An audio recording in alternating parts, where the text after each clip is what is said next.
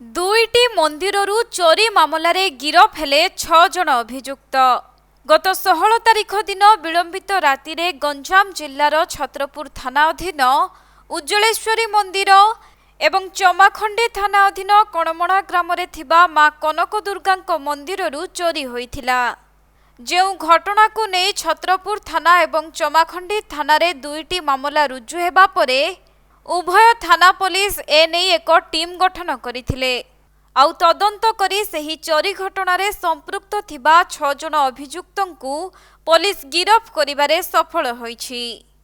तेबे सेमानंक निकटरू गोटिए सान रूपा मुकुट, दुईटी बड़ रूपा मुकुट एवं गोटिए स्टील हुंडी सहित एक बाइक एवं 1000 टंका को जबत करा जाइथिबा जणा पड़िछि। एथिसहित गिरफ अभियुक्त मानंकु कोर्ट चालान करा जाइथिबा नेई आयोजित एक सांबादिक सम्मेलन रे एसडीपीओ सूचना दैछन्ति। 17/7/2025 रे हमर दुईटी थाना तथा चमाखंडी और छत्रपुर थाना एरिया थिबा दुईटी मंदिर, गोटे मंदिर होची उज्जलेश्वर मंदिर आ गोटे मंदिर होची कनक दुर्गा मंदिर चमाखंडी।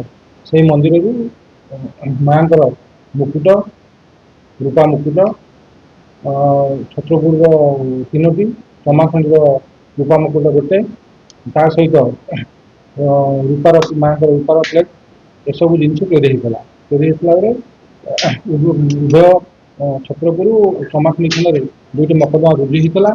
से मकदमा को आधार कर चमाखंडी थाना और छत्रपुर थाना मिलित उद्देश्य मिलित उद्यम आमर 6 जन को गिरफ्त कर 6 जन नाम हूँ अमित प्रधान, पिता अंकुर प्रधान, रुद्र प्रधान, पिता जगन्नाथ प्रधान, टुकुना प्रधान, पिता जगन्नाथ प्रधान, दास प्रधान, पिता सन्यासी प्रधान, रघु प्रधान, पिता हाड़ीबंध प्रधान और लेजेंडा आलियास देवराज प्रधान, पिता जोशा प्रधान। से समस्त घर हूँ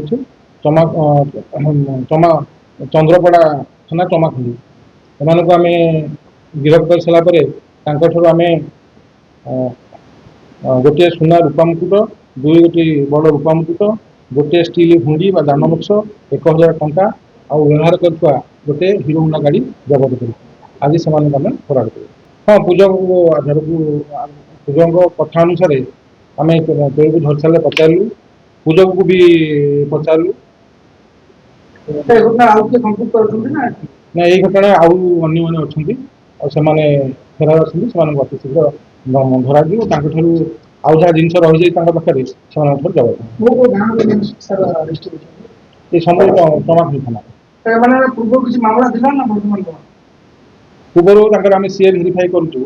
सी भेरिफिकेशन कला जना पड़ो प्रकृत से केस संपर्क मिलित टीम कर उभय थाना मिसिक धरछन।